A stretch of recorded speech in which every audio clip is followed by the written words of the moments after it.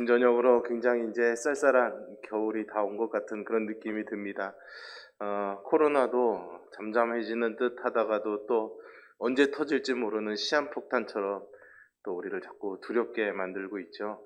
오늘도 벌써 확진자가 또 3분이 조금 전에 또 나와서 용천군에서만 해도 벌써 30명의 확진자가 나왔습니다. 참 위태위태한 것 같습니다.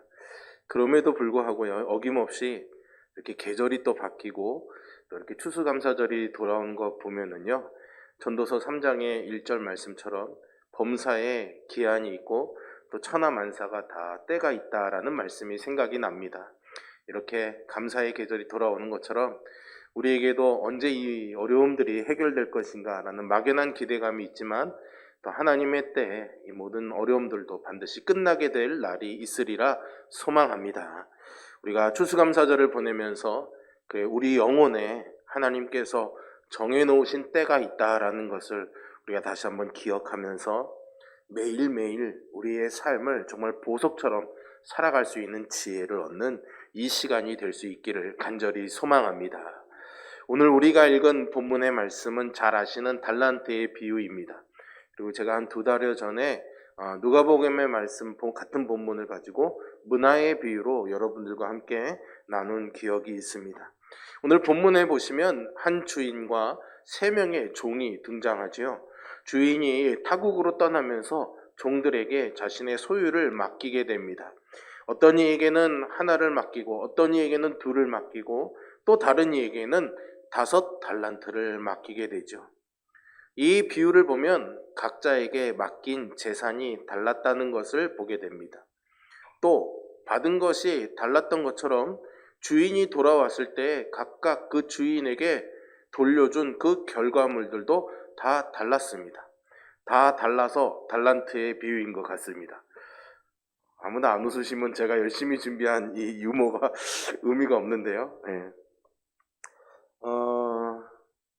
2 달란트를 받은 사람은 얼마를 남깁니까? 2 달란트를 더 남겨서 4 달란트를 주인에게 돌려주지요. 5 달란트를 받은 사람도 똑같이 5 달란트를 남겨서 10 달란트를 주인에게 돌려줍니다. 이 2 종은 각각 그래도 자기의 몫을 잘 감당해낸 셈이지요. 만약 이 3 종에게 상을 준다면은 1, 2, 3등을 매겨서 상을 준다면 여러분은 누가 1등이라고 생각하십니까?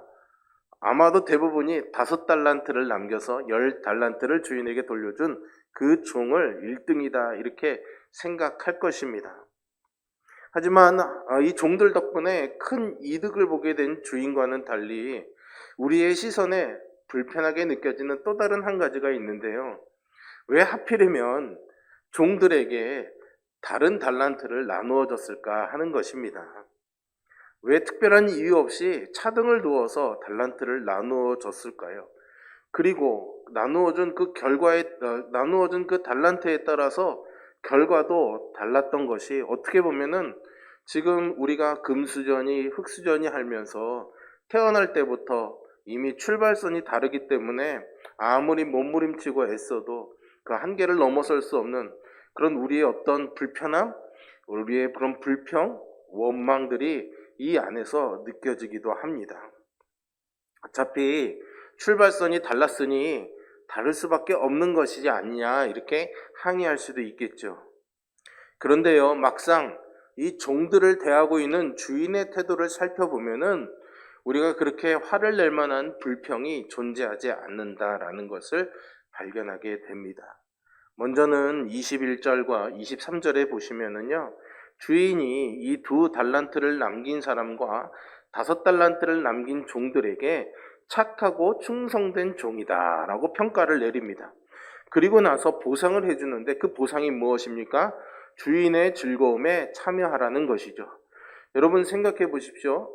2 달란트를 남긴 사람과 5 달란트를 남긴 사람에게 각각의 성과에 맞게 지금의 회사처럼 성과급으로 야 너는 2 달란트 했으니까 그만큼을 5 달란트를 벌었으니까 그만큼을 내가 보상해 줄게 라는 게 아닙니다. 2 사람의 결과의 양은 달랐지만은 그들에게 해준 주인의 보상은 주인의 즐거움에 참여하는 것이죠. 공평한 보상이었습니다. 결실의 차이만큼이나 보상이 다를 것이다라는 우리의 생각과는 다르게요. 이 주인의 보상을 보면은 이 주인이 어떤 이윤의 양, 어떤 결실의 가치를 따지는 사람이 아니다라는 것을 우리가 알게 됩니다. 단지 이 주인이 이렇게 뭔가 각각 다르게 달란트를 나누어 줬다라는 것이 불편하게 느껴지는 것은 오로지 우리 안에서 시작된 우리의 편견인 것이죠. 여러분, 사실 생각해 보면 5달란트를 남긴 종의 결과는 굉장히 대단하지 않습니까? 그러니 그를 1등으로 내세워도 뭐라 할 사람이 없습니다. 하지만 우리는요, 사실 뭘 해도 누가 1등이고 누가 2등인지를 각각 서로 비교해 보아서 누가 더 낫고 누가 더 못난지를 자꾸만 생각하는 그런 틀 안에서 우리가 살아가고 있기 때문에 주인은 얼마큼 남겼는지를 사실은 관심을 두고 있지 않은데 우리는 자꾸만 얼마큼 남겼는지에 우리의 관심이 가고 있는 것이죠. 그러다 보니까 그런 생각의 틀 안에 사로잡혀 있기 때문에 우리가 이 말씀을 읽으면서도 왠지 칭찬받는 것 같기도 하면서 타박받는 것 같기도 하고 부러우기도 하면서 시기심이 일어나기도 하는 것이고 왠지 우월감이 생기면서도 열등감이 생기기도 하는 거죠. 왜 그렇습니까? 결과에 집중하고 있기 때문입니다. 두 번째로 우리가 주인에 대해서 살펴볼 것은 3명의 종들 중에서 1달란트를 받았던 종에 대한 주인의 처우입니다. 1달란트를 받고 땅에 묻었던 이 종은요, 사실은 게으르거나 뭔가 마음이 완악해서 그런 게 아닙니다. 지난번에도 제가 문화의 비유 때 말씀을 드렸지만 당시에 유대인들의 관습 중에서 자기 재산을 어느 정도 유지하거나 보존하려면은 땅에 묻는 것이 일반적인 관례인 경우들이 많았습니다. 왜냐하면 유대인들에게 땅은 기업이기 때문에 다른 사람들에게 함부로 증여할 수가 없는 부분이거든요. 그렇기 때문에 주어진 땅은 영속토록 자기에게 소유된 땅입니다. 그 속에 자신의 재물들을 숨겨놓는 것은 어찌 보면 가장 안전한 보관 방법이다, 이렇게 말할 수가 있는 것이고 실제로도 그 당시에 그런 일들이 비일비재했었습니다. 그러니 이 1달란트를 땅에 묻은 종은 당시의 유대 관습을 따라서 가장 안전한 방법으로 주인의 재산을 지켰던 것이고 결과적으로도 주인에게 사실상 아무런 손해도 끼치지 않지 않았습니까? 그런데 이 종에 대한 주인의 판단은 무엇입니까? 악하고 게으른 종이라는 책망을 하지요. 그래서 그는 오늘 본문에서 가장 불행한 사람이 되고 맙니다.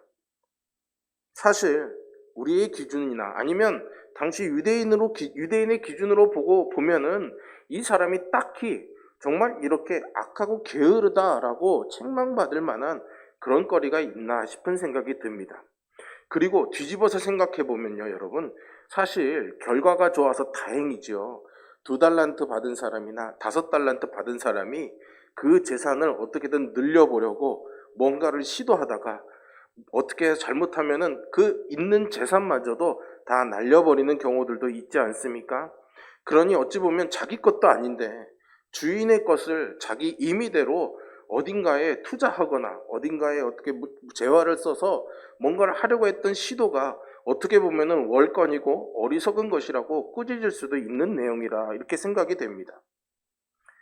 하지만 주인은 그렇게 보지 않았던 거죠. 적어도 예수님은 주인을 그렇게 설명하지 않으셨습니다. 우리가 주인을 바라보는 시각과 예수님이 이 주인을 바라보는 시각이 좀 다르다라는 것을, 그 평행선이 많이 어긋나서 만나지 못한다라는 것을 발견하게 되죠. 그래서 우리는요, 이제 우리의 시선이 머물고 있는 곳, 즉 얼만큼을 남겼느냐라는 그 결실의 양에서 우리의 시선을 잠깐만 들어서 주인을 바라보는 주님의 시선과 같이 눈높이를 좀 맞춰볼 필요가 있습니다. 주인을 어떻게 이해해야 하는가라는 것이죠. 오늘 주인이 종들에게 맡긴 재산의 단위는 달란트입니다, 여러분. 달란트. 혹시 지지난달에 제가 말씀드릴 때 달란트가 얼마나 큰 돈이었는지 기억이 나십니까? 20년을 일해야 모을 수 있는 금덩어리였던 것이죠. 요즘 우리가 교회 학교에서 아이들이 떡볶이 먹는 달란트와는 감히 비교가 되지 않지 않습니까? 어마어마한 금액일 것입니다. 그러니 지금 돈으로 환산해 보아도 정확하게 딱 얼마다라고 환산하기는 어렵지만 기십억은 되지 않을까 그런 생각이 들게 됩니다. 그러니 여러분 사실 이 한 달란트가 작은 돈이라고 할 수 있을까요? 2달란트나 5달란트와 비교해 보면은 작은 것일 수 있겠지만 사실 종의 입장에서 한 달란트라는 것 굉장히 어마어마한 금액 아니겠습니까? 그러니 왜 나에게만 한 달란트를 주었느냐라고 주인이 편애한다고 타박할 이유도 없지 않나 싶습니다. 사실 이 주인이요, 그 재산으로 뭔가 이익을 도모하려고 했다면 종들이 어떻게 할지 어떻게 합니까? 차라리 그 돈을 누군가에게 빌려주어서 이자를 받는 것. 이 한 달란트를 받은 종을 책망하면서 했던 말이지 않습니까? 그 주인은 그 방법을 알고 있었던 겁니다. 차라리 그렇게 해서 이윤을 얻는 게 더 낫고 안전한 방법 아니었을까요? 아니면 이 재산을 잘 지키기를 바랬다면 종들보다는 자신의 가족이나 아니면 신뢰할 만한 친구에게 이것을 맡기는 것이 더 나았겠지요. 그런데 이 주인은 무려 8달란트나 되는 돈을 종들에게 맡기고 먼 길을 떠나게 됩니다. 여기서 우리는 주인이 자신의 종들을 어떻게 생각하고 있는지를 살펴볼 수가 있는 거죠. 그는 자신의 종들이라면 내 이 재산을 자기 재산처럼 생각하면서 그것을 위해 최선을 다해줄 사람이라는 큰 믿음, 신뢰가 그들에게 있었던 것이죠. 이것이 오늘 본문을 이해할 수 있는 아주 중요한 핵심이라고 말할 수 있습니다. 그렇다면 주인은 이 종들을 그렇게 신뢰하고 있었던 반면에 종들은 주인을 어떻게 이해하고 있었을까요? 사실은 언어로서, 말로서 이 종에 대한 평가를 내리는 사람은 한 달란트를 받은 종밖에 없습니다. 그러니 그가 무슨 말을 하는지 한번 들어봐야겠습니다. 24절에 보시면은 그가 이렇게 말하죠. 주인이여, 당신은 굳은 사람이라 심지 않은 데서 거두고 해치지 않은 데서 모으는 줄을 내가 알았습니다. 라고 말합니다. 무슨 말입니까? 정당한 대가를 지불하지 않고 이익만 취하려는 사람입니다. 오늘날 우리가 세상에서 이런 사람들을 마주치게 되면 대부분 그런 사람들은 강도이거나 사기꾼이거나 아니면 남의 것을 제 힘과 권력으로 빼앗으려는 사람들이겠죠. 그의 말대로, 이 종의 말대로라면 주인은 지금 돈은 적게 들이면서 이익은 많이 얻으려고 종들을 채찍질해서 어떻게 해서든 이익을 내게 만드는 가혹한 상황으로 만들어가는 악한 사람일 뿐입니다.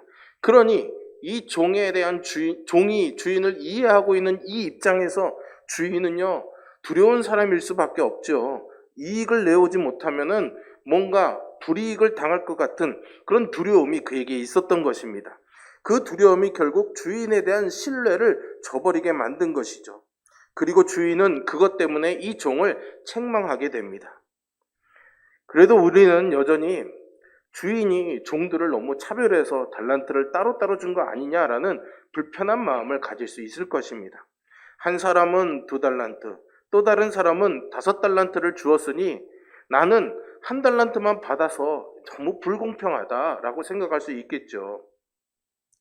그런 것이 바로 억울함이죠. 우리도 그렇지 않습니까?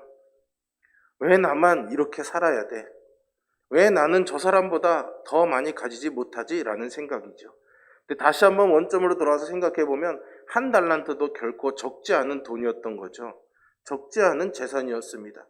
사실 그 달란트를 받을 때만 해도 그에게는 그것이 큰 금액이었겠죠. 그런데 가만히 살펴보니까 나보다 더 많이 받은 사람이 있는 겁니다. 나보다 더 많이 누리는 사람이 있는 겁니다.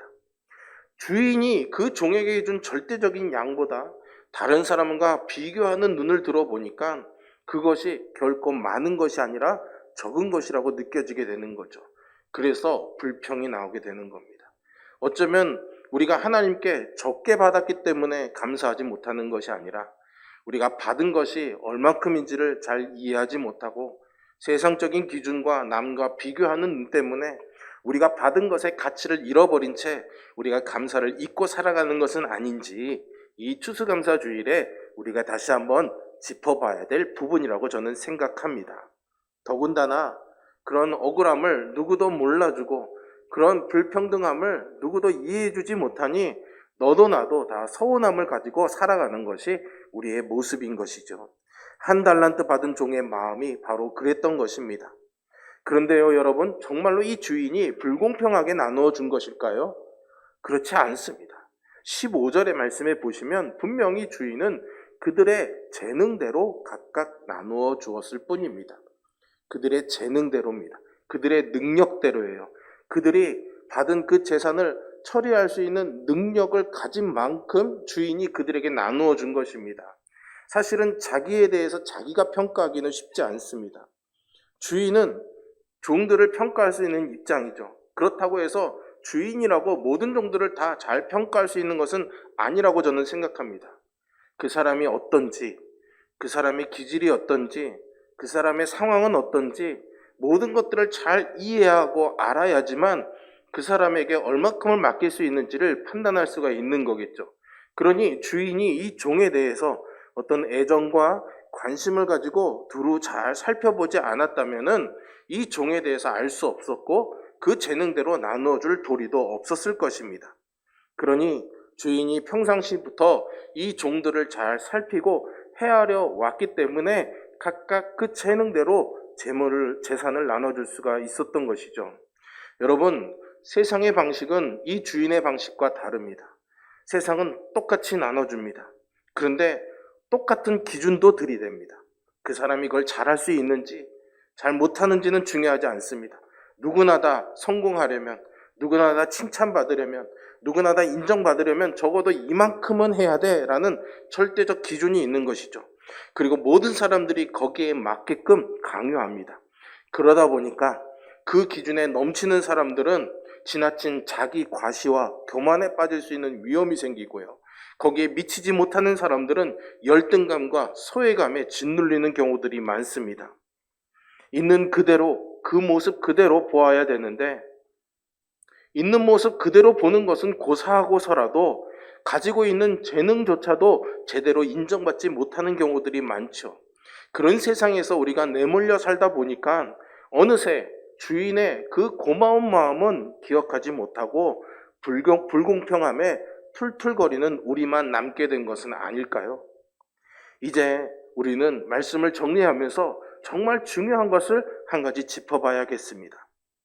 사실 오늘 본문을 통해서 예수님이 말씀하고 싶었던 정말 중요한 내용이 뭐였을까요, 여러분? 왜 열심히 살지 않느냐였을까요?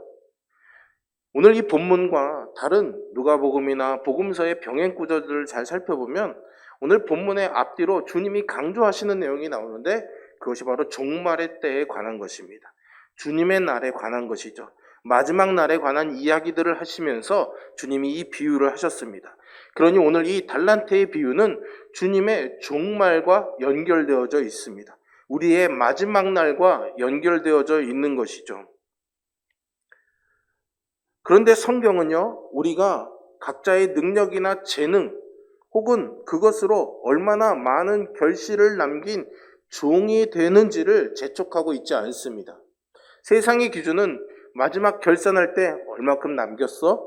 얼마큼 쌓았어? 이것을 따지죠. 그런데 성경은 그렇지 않다라는 겁니다. 그러니 우리는 이제 이 충성된 종들이 2배씩이나 남겼다라는 이 업적에서 우리의 시선을 다른 곳으로 옮겨야지만 하겠습니다. 오늘 본문의 핵심은 바로 19절에 있는 문장에 담겨져 있죠. 오랜 후에 그의 종들이 종들의 주인이 돌아와 그들과 결산할세라고 되어 있습니다. 종들은 각각 그 소유를 맡긴 주인에 대한 자기들만의 생각이 있었을 것입니다. 그리고 그 주인에 대해서 아는 바대로 행동을 했던 것이죠. 한 달란트 받은 종은 주인을 두려운 대상으로 알고 있었기 때문에 그대로 안전하게 땅에 묻었던 것이고, 나머지 종들은 주인이 자기에 대한 어떤 기대감과 신뢰를 가지고 그 재산을 베풀어준 그 은총이 있다는 것을 알고 그대로 행동했었습니다. 어쩌면 한 달란트 받은 종이 주인에게 무슨 유익을 남겨주려고 굳이 위험을 무릅쓰냐고 다른 두 종의 행동을 비난했을지도 모르겠습니다. 그렇게 한참이 지나고 각자의 믿음대로 각자가 생각하는 그 주인의 모습대로 행동한 그들의 행동이 과연 옳은 것인지 틀린 것인지 아니면 칭찬받을 것인지 아닌지가 드러날 날이 온다라는 것입니다. 주인이 돌아왔고 나누어 주었던 재산을 어찌 다루었는지 셈을 하는 날이 찾아왔다라는 것이 오늘 본문의 핵심인 것이죠. 지금 우리는 저마다 주님을 아는 수준 그리고 자신이 믿는 바대로 정확히 그만큼의 몫을 가지고 우리가 살아가고 있는 것이죠. 내가 예수님을 어떤 분으로 생각하고 있는지에 따라서 우리의 믿음의 삶이 이루어진다라는 것입니다. 24절에서 보시면 이 한 달란트 받은 종이 내가 주인이 그런 분임을 알았기 때문이다 라고 말한 것을 여러분 기억하십니까? 그는 자신이 아는 그대로 주인을 두려움의 대상으로 보았기 때문에 그대로 믿었던 것이기 때문에 그렇게 살았던 겁니다. 자신에게 맡겨진 것을 땅에 묻어두었던 것이죠. 다음에 그에게도 똑같은 기회가 온다고 할지라도 아마 그는 그렇게 행동할 것입니다. 우리는 그러면 어떻습니까? 우리는 우리의 주인이라고 고백하는 예수 그리스도, 그분을 보내신 하나님을 여러분들은 어떻게 여기며 살아가고 계십니까? 그 하나님에 대한 오해가 있는 것은 아닐까요? 우리가 아는 만큼의 수준에서만 우리는 주님을 믿을 수 있음에도 불구하고 불행하게도 우리가 주님을 아는 그 알은 사실은 언제나 불완전할 수밖에 없습니다. 왜냐하면 무한하신 그 하나님을 우리가 다 알 수 있는 도리는 지금으로서는 없기 때문이거든요. 왜요? 그분을 볼 수 없잖아요, 여러분. 그러다 보니까 뭔가 다 이해하지 못하고 아는 것이 불완전하다라는 느낌이 들기 시작하면 마음에 생기는 감정이 무엇입니까? 두려움인 것이죠. 그래서 그 하나님의 풍성함 앞에서도 그 은혜의 넉넉함 속에서도 우리는 언제나 주인을 대하는 이 한 달란트 받은 종처럼 두려워할 뿐입니다. 주인이 어떤 분인지 아는 것은 종들이 어떻게 살지를 결정하는 문제입니다. 우리가 하나님을 어떻게 이해하는지는 우리의 삶이 결정되는 부분인 것이죠. 주인을 떠올릴 때마다 두려움에 사로잡혔던 이들에게는 주인이 돌아와서 셈을 하는 날이 어떨까요, 여러분? 두려울 수밖에 없죠. 좀 이날 안 왔으면 좋겠다.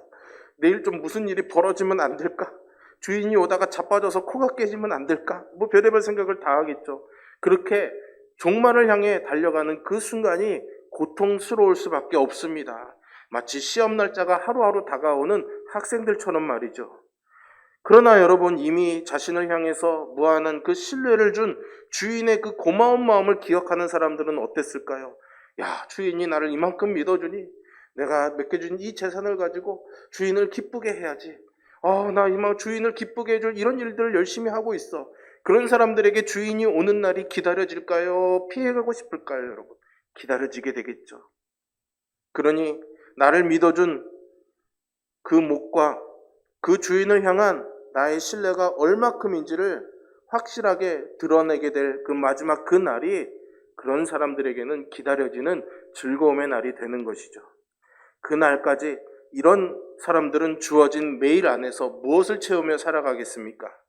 바울이 한 말이 생각납니다. 고린도전서 13장 12절의 말씀인데요. 우리가 지금은 거울로 보는 것 같이 희미하나 그때에는 얼굴과 얼굴을 대하여 볼 것이요. 지금은 내가 부분적으로 아나 그때에는 주께서 나를 아신 것 같이 내가 온전히 알리라. 아멘. 여러분, 예전에 거울을 명경이라고 불렀던 한자어가 있습니다. 얼마큼 깨끗하게 보이느냐가 거울의 가장 중요한 척도였던 것이죠.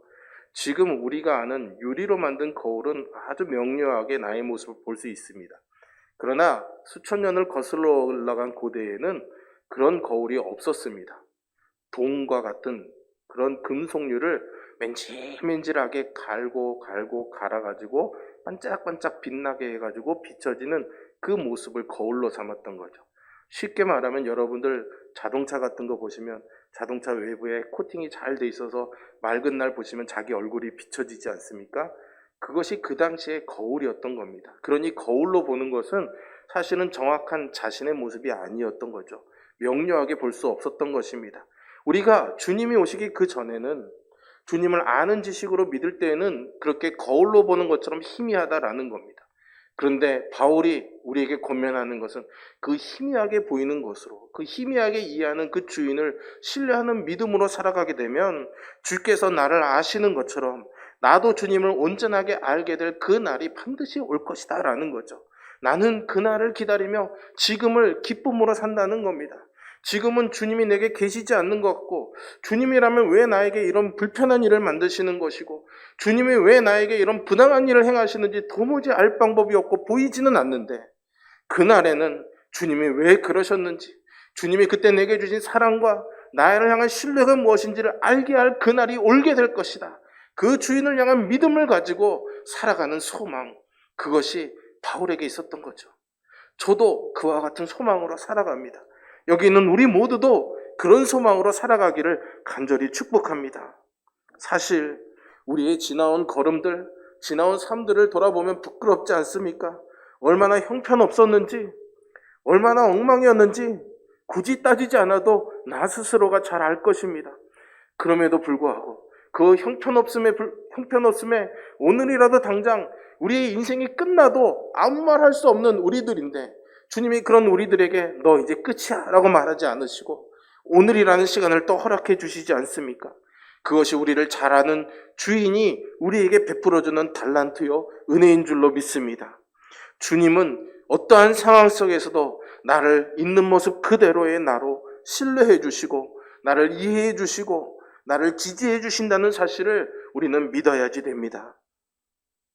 그렇게 사는 사람들이 온 마음으로 주님이 오시는 그 날을 고대하게 되는 것이고, 그 날이 오고 있다는 사실을 기억할 때마다 매일매일이 기쁨으로 채워질 줄로 믿습니다. 그것이 우리가 범사에 감사하는 삶의 비결입니다. 마지막으로 이 말씀을 준비하며 끝까지 저를 고민하게 했던 질문거리가 있었습니다. 도대체 무슨 마음이었길래 주인은 대가 없이 이 종들에게 자신의 재산을, 그 엄청난 재산을 맡길 수 있었는지와 2달란트와 5달란트 받은 사람들은 도대체 무슨 생각으로 주인에게 손해를 끼칠지도 모르는 그런 무모한 행동을 했을까라는 것이죠. 사실 오늘 본문에는 주인이 얼마나 부자였는지 그 어떤 정보도 담겨 있지 않습니다. 그가 종들에게 맡긴 재산이 전부였는지 아니면은 그냥 그 중에 일부를 조금 맡긴 것인지 잘 모르겠습니다. 어쩌면은 종들이 장사를 하다가 모든 것들을 탕진해서 손해를 끼친다면은 그 주인도 다 망하든지 아니면은 그것도 얼마 되지 않는 것으로 여기면서 별 문제가 없는 상황인지 알 수는 없겠지요. 그런데 여러분, 21절과 23절에 보시면 힌트를 찾을 수 있습니다. 주인이 이 종들을 칭찬하면서 종들에게 주었던 것이 뭐라고 말하고 있습니까? 적은 것을 가지고 충성했다라고 말합니다. 적은 것을 준 것이죠. 주인에게는 그 맡겨진 것이 적은 것이었습니다. 그러나 여러분, 종들의 입장에서는 결코 적을 수가 없었습니다. 1달란트의 무게가 얼마인지를 이미 충분히 설명드렸으니까 이해하시리라 생각합니다. 주인은 적은 것을 주었지만 종들에게는 적은 것일 수가 없는 것이죠. 단지 1달란트를 받은 종만이 주인이 적은 것을 주고 많은 것을 거두려 하는 것이다 라고 불평했을 뿐입니다. 그런데 여러분, 나는 어떻습니까? 나는 과연 어떤 종이 되어 살아가고 있습니까? 가만히 한번 들여다보시기를 바랍니다. 내 손바닥을 바라보면서 나는 도대체 몇 달란트나 받았는가? 그렇게 생각하며 살아가고 있지 않습니까? 나는 저 사람보다 많이 받았나? 난 저 사람보다 너무 적게 받은 거 아니야? 그것만 바라보며 살아가고 있지 않습니까? 나는 이거 가지고 얼마나 남겨야 되지? 그런 고민을 안고 살아가고 있지 않습니까? 그런 우리인데 사실은 오늘 주님의 이 말씀을 듣고 고개를 들어 주인이 어떤 분인지를 잘 살펴보게 되니까 내가 서 있는 그 주인은 나를 끊임없이 신뢰해 주시고 나에게 당신의 것을 온전히 맡겨주시는 분, 나는 그 종 중에 하나라는 사실을 발견하게 됩니다. 아무리 형편없어 보이고 나락으로 떨어진 삶 같아 보일지라도, 아니면 우리가 주 안에서 신실하게 살아왔든지 아니면 그렇지 못했든지 헤매고 방황하면서 지내왔든지 우리는 모두 하나님으로부터 이 신뢰와 사랑을 받는 존재라는 것을 여러분 꼭 기억하시기를 바랍니다. 그리고 이 주인이 이 종들에게 자신의 귀한 재산을 맡긴 것처럼 하나님께서 자신의 아들의 생명을 오늘 우리에게 맡겨주셨습니다. 얼마큼이 아니라 우리에게 맞는 그분의 모든 것을 우리에게 주셨다라는 것이죠. 그런데도 우리는 여전히 주인에 대한 이 감격보다는 나는 얼마만큼의 달란트를 받았나라는 이 생각으로 살아가죠. 오늘 추수감사주일이지 않습니까, 여러분? 왜 나만 이렇게 살아야 되는지, 도대체 나는 왜 이렇게 다른 사람들처럼 행복하지 않은지, 혹시 그런 마음을 갖고 계십니까? 아니면 이 정도로는 괜찮아 라고 생각하지만 그것이 나의 노력과 수고의 결실이라고 생각하는지, 그래서 그것이 얼마나 풍성한지를 잘 모르고 계시다면 오늘 말씀에 한 번 더 귀 기울여 봐야 되겠습니다.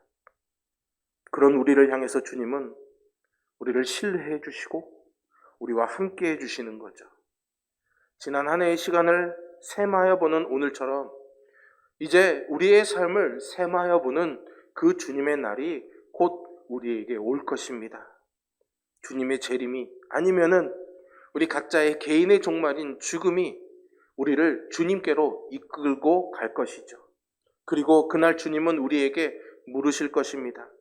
당신이 우리에게 주셨던 아낌없는 이 생명, 우리 모두에게 주셨던 공평한 이 시간들, 우리의 재능, 우리의 장점, 우리의 직업, 직분, 재물 등 그 무엇을 위해서, 이 모든 것들을 무엇을 위해서 어떻게 사용하며 살아왔는지를 우리에게 물으실 것입니다. 여러분들은 그 답을 갖고 계십니까? 주인은 2달란트와 5달란트를 남긴 이들의 성과 때문에 그들을 칭찬하는 것이 아니라는 것을 다시 한번 짚어서 말씀드리고 싶습니다. 이미 모든 것이 풍성했던 그 주인에게는 5달란트를 남겼든지 2달란트를 남겼든지 중요한 문제가 아닙니다. 거꾸로 생각해보면 5달란트를 다 날려버리든지 2달란트를 다 날려버리든지 그것은 주인에게 중요한 문제가 아니었죠. 주인은 그 달란트를 맡겼던 그 주인의 마음을 알면서 그 주인을 신뢰하면서 자기에게 주어진 것에 최선을 다해 살아온 이 종들을 칭찬하셨던 겁니다. 우리는 오늘 무엇을 소비하면서 살아갑니까? 오늘 이 말씀이 저와 여러분에게 큰 도전이 되었으면 좋겠습니다. 저는 여기에 어떤 결론을 내리고 싶지는 않습니다. 다만 오늘 이 말씀을 통해 성령께서 여러분들의 눈과 귀를 열어주시고 들을 수 있는 것을 듣게 하시고 볼 수 있는 것을 보게 하셔서 이제 우리의 손에 얼마큼을 받았는지, 나는 무엇을 남기며 살았는지가 아니라 주님이 오실 그 날을 살아가며 내게 주어진 것을 감사하고 기뻐함으로 그 날을 고대하며 살아가는, 기쁨으로 채워가며 살아가는 저와 여러분이 될 수 있기를 소망하며 기도합니다. 우리가 모두가 얼마를 받았는지를 셈하는 것보다 주님을 향한 신뢰를 올려드리며 살 수 있기를 바랄 뿐이죠. 그렇게 매일을 종말의 날로 살아가는 그 발걸음 위에 주님께서 주시는 기쁨과 감사가 넘칠 수 있기를 주님의 이름으로 축복합니다. 기도하겠습니다.